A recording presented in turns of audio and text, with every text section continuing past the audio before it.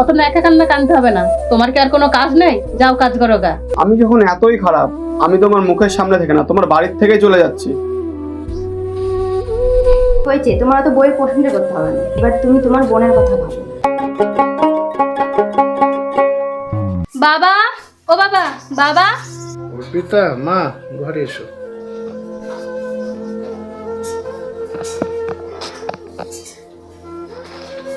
মা বললো রাতে খাবার খাওনি।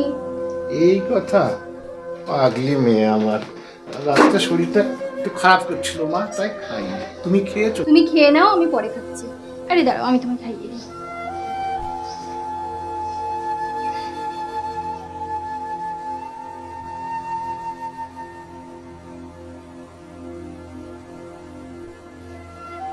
বাবা তুমি কাঁদছো?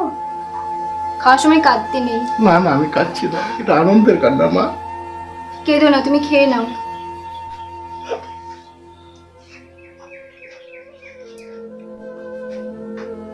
নাও, তুমিও তো খাওনি মনে হয়, নাও।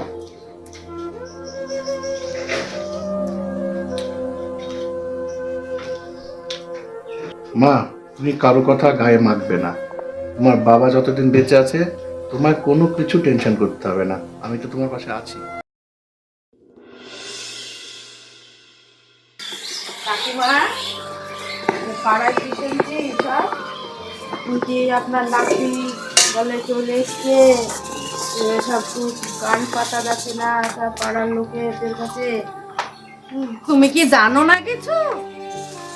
তুমিও কিছু হয়তো জানো না। না, আমি জানিনি তো, আমি যে শুনলাম, শুনেই তো এসে বলছি আপনাকে। তাই তাদের এত জ্বালা কিসের গো? আমার নাতনি এসে আমার বাড়ি, হ্যাঁ, তাদের তো কোনো জ্বালা, তাদের তো ভাতও খায় না, কাপড়ও পরে না।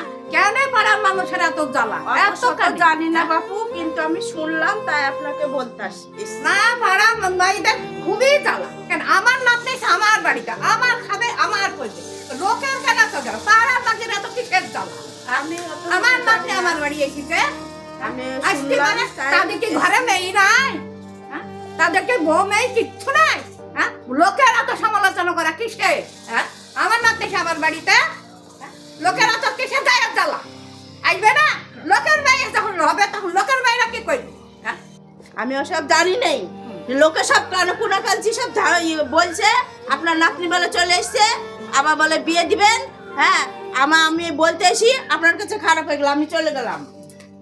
যাও যাও, তোমাদের তো আমাদের নাতনি নিয়ে ভাবতে হবে না, আমাদের না তো আমরা ভেবে নিব। লোকে না ফুলকুল ফুললে না গুজুর গুজ যা করো গা, আমরা নাতনি আমরা বুঝে নিব। যাও।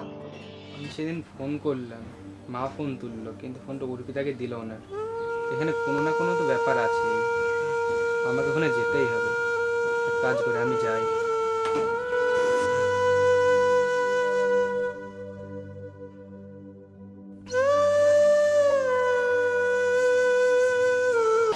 অর্পিতা, কি হয়েছে বোন তোমার? তুমি কাঁদছো? কাঁদছো কেন? তোমার আমার নামে এত বদনাম আমার শুনতে ইচ্ছে করছে না, আমি কি করবো বলো? এই জন্য কি আমি দায়ী? ও যদি একবার নিতে আসতো তাহলে আমি চলে যেতাম, আমি থাকবো না এই বাড়িতে, আমি মরে যাবো। তোমাকে আমি ননদ হিসাবে কোনোদিনও মারিনি, তুমি আমার বোনের মতো, তুমি এবার কাঁদছো কেন? দূর পাগলি, কাঁদছিস কেন? তোর বৌদি থাকতে কিচ্ছু হবে না। চল, এখানে একটা জাগ্রত মন্দির আছে, ওখানে আমরা যাই। ভগবানের কাছে চল, প্রার্থনা কর, সব ঠিক হয়ে যাবে।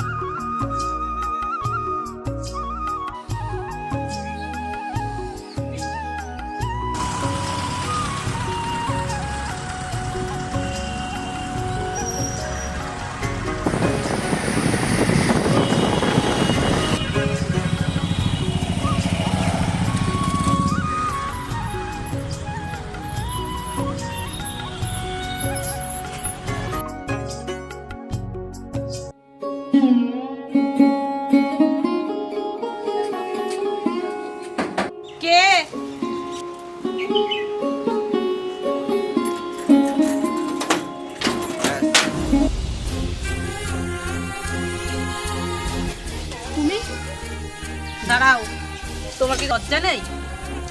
আপনি যাই বলেন, আমি আজ অর্পিতার সাথে দেখা করে যাবো, না হলে আমি যাবো না। মা, আপনি আমাকে ক্ষমা করে দিন, মানছি আমার ভুল হয়েছে। ওসব বলে লাভ নাই। অর্পিতার বিয়ে ঠিক হয়ে গেছে, তুমি অর্পিতাকে ভুলে যাও। ও তোমাকে ভুলে গেছে, তুমি এখন আসতে পারো। তুমি আর কোনোদিন এই বাড়িতে আসবে না। শুভ আমার কিছু শুনতে পেলে নাকি? আমি একটা কথা বলে দিলাম, আপনারা যে ব্যবহার করলেন তার জন্য আপনাদেরকে অনুশোচনা করতে হবে।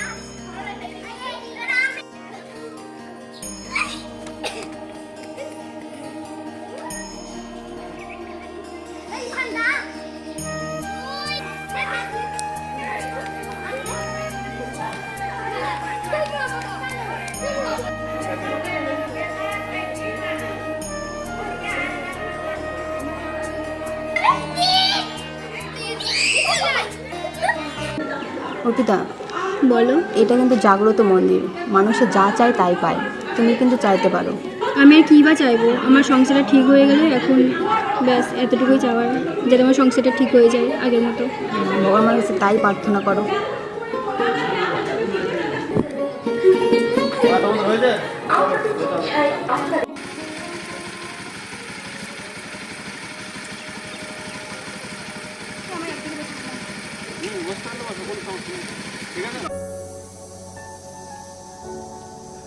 মা, ও মা, কে এসেছিল? কার সাথে কথা বলছো তুমি?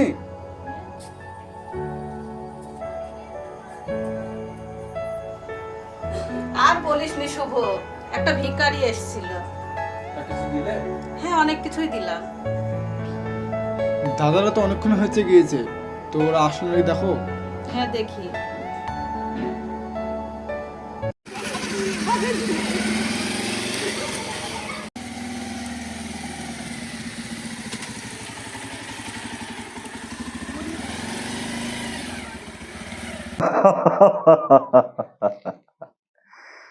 আজ আমি ভীষণ খুশি, আমার মনের আশা পূর্ণ হতে চলেছে।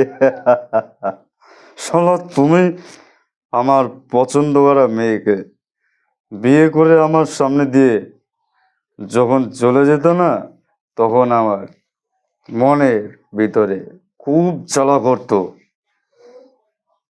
মনে মনে ভাবতাম, শালা তোকে মেরে তোর বউকে নিয়ে চলে যাব, কিন্তু তার মুখের দিকে চেয়ে আমি আজও কিছু বলিনি। কিন্তু আর নয়, এবার দেখ কোথাকার জল কোথায় গড়ায়।